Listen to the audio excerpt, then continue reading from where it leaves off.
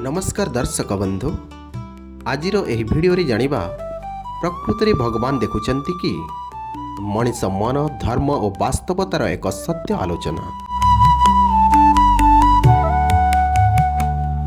हाँ दर्शक बंधु, प्रत्येक मनीष जीवनर प्रति मुहूर्त एही प्रश्न उठाए, भगवान दुनिया रे अछंती कि से आम समस्त को देखुचंती कि आमे अन्याय कले दंड दियंती कि कर्म अनुसारी फल दियंती कि एमिति अनेक प्रश्न आम मन रे उंकी मारी थाए। हाँ दर्शक बंधु, किंतु आमे देखु जे जो माने एही दुनिया रे अन्याय करूचंती अधर्मी से माने खुशी रे रहउचंती, आउ जे निर्दोष से कांदुची दुख पाउची कष्ट रे चलुची। तेबे काहेकि हाँ दर्शक बंधु, काहेकि एमिति ए दुनिया रे घटी थाए? एही अजब घटना बेले बेले मन को अस्थिर करे, मन रे आंदोलित करे। आसंतु दर्शक बंधु, एही वीडियो रे जानिबा उभय श्रीकृष्ण वाणी अनुसारे और मनस्तत्वविद अनुसार यार सत्यता कौन रही। ता पूर्व वीडियोटी को गोटे लाइक करी आम एही चैनल को सब्सक्राइब करंतु। एपरी वीडियो आपण सहजरे देखि पारिबे। हाँ दर्शक बंधु, धर्म कहे भगवान सर्वव्यापी सर्वज्ञ सर्वशक्तिमान। से आम मन भितरे आम आचरण रे आम कर्म रे रहंती, किंतु आमे भावुछु जदि से देखुछंती तेबे अन्याय काहेकि हेउची, दुखी काहेकि दुख पाउची, धर्मी काहेकि हारुची, भगवान जदि अछंती काहेकि दोषी को दंड देउ नाहंती। हाँ दर्शक बंधु, श्रीकृष्ण वाणी अनुसारे भगवान देखुछंती, किंतु तांको देखिबार भाव आम परि नुहे। दुनिया रे जहाँ भी घटना घटुची एही घटनारू आमको शिक्षा मिलुची। जीवन तांको पई परीक्षा क्षेत्र, जेउठी मनीष निज कर्म द्वारा निज भाग्य गढ़ी थाए। से नीरव रुहंती किंतु अंध नुहे, नीरवतारे मध्य से विचार करंती। एही नीरवता हेउची तांकर अग्नि परीक्षा। आमर धैर्य, आमर विश्वास, आमर कर्म को नै से फल निर्माण करंती। हाँ दर्शक बंधु, भगवान को न्याय केबे अन्याय हुए ना। से देखुचंती, से शुणुचंती, से जानुचंती केउ आखिर लुह केते सत्य, केउ हसरे केते अधर्म लुचिछि, से सबु जानिछंती। तेणु दर्शक बंधु, जदि तुमे सत्य रे अछ, धैर्य रख। भगवान तुम पक्षरे निश्चय अछंती।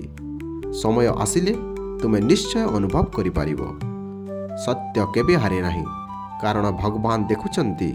भगवान सर्वव्यापी अंतर्यामी सर्वशक्तिमान। तेबे वर्तमान जानिबा ए विषय रे मनोविज्ञानी कोन कहूछि। मनोविज्ञान कहे भगवान देखुचंती भावना मन रे एक शक्तिशाली मनोबल सृष्टि करिथाए। गवेषणारू जଣା पड़िछि जे माने भगवान को विश्वास करंती भगवान सब किछि देखुचंती बोली सेमाने अधिक सत्यवादी, दयालु और संयमी थांती। अधर्म अन्याय करिवा पई इच्छा करंती नहीं, कारण तांका मन भितरी अंतर्निहित नीतिबोध जागृत होइथाए। हाँ दर्शक बंधु, भगवान एक आत्मसाक्षी भावे काम करंती, जेउठी मनीष निजे निज निर्णय कर्ता होई पारिछि। किंतु जदि भल भावे देखिबा, अधर्मी लोक जेउ आज हसुछि सेमानंक मन रे शांति नाही। एही अशांति, एही भय, एही अस्थिरता, एहा ही सेमानंक पई मनोवैज्ञानिक दंड अटे। जे सत्य पथरे चले से जेतेबेले दुख भोगे तांक मन धीरे धीरे शक्तिशाली हुए।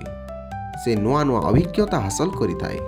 एही दुख तांको मानसिक पक्वता देइथाए, जहा जीवन को सरस सुंदर भावरे गढ़िबारे साहाय्य करे।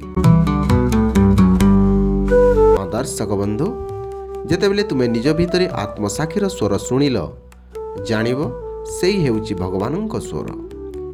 से आखिरे देखंती नहीं, हृदय रे अनुभव करंती। तेणु जेतेबेले तुमे अन्याय करिबा को जाओ, मन भितर असुस्थता अनुभव कर। सेईटा ही हेउची तांकर संदेश।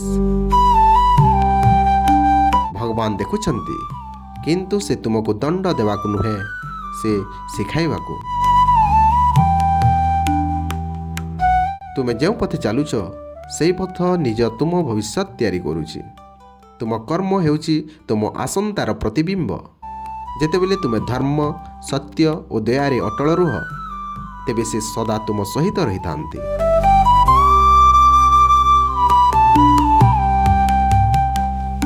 ହଁ ଦର୍ଶକ ବନ୍ଧୁ, ଭଗବାନ ଦେଖୁଛନ୍ତି। ହଁ, ନିଶ୍ଚିତ ଦେଖୁଛନ୍ତି। କିନ୍ତୁ ସେ ତୁମ ସୁନ୍ଦର ଦେହ ନୁହେଁ, ତୁମ ମନ, ତୁମ ଭାବନା, ତୁମ ଉଦ୍ଦେଶ୍ୟକୁ ଦେଖନ୍ତି। ତେଣୁ ଜୀବନରେ ଭଲ କାମ କର, ସତ କର, ଦୟା କର। କାରଣ ଯେତେବେଳେ ମଣିଷ ଭଗବାନଙ୍କୁ ଦେଖେ ନାହିଁ, ଭଗବାନ କିନ୍ତୁ ସେତେବେଳେ ତୁମକୁ ଦେଖୁଛନ୍ତି। ତେଣୁ ଦର୍ଶକ ବନ୍ଧୁ, ଭଗବାନଙ୍କୁ ଖୋଜିବା ପାଇଁ ମନ୍ଦିର, ତୀର୍ଥ ଯିବା ନୁହେଁ, ନିଜ ମନକୁ ଦେଖନ୍ତୁ, ସେଠି ହିଁ ଭଗବାନ ଅଛନ୍ତି। ଭିଡ଼ିଓଟି ଯଦି ଭଲ ଲାଗିଛି ଗୋଟିଏ ଲାଇକ୍ କରି ଆମକୁ ସବସ୍କ୍ରାଇବ୍ କରନ୍ତୁ। କମେଣ୍ଟରେ ଲେଖିଦିଅନ୍ତୁ ଜୟ ଶ୍ରୀକୃଷ୍ଣ, ରାଧେ ରାଧେ। ଧନ୍ୟବାଦ।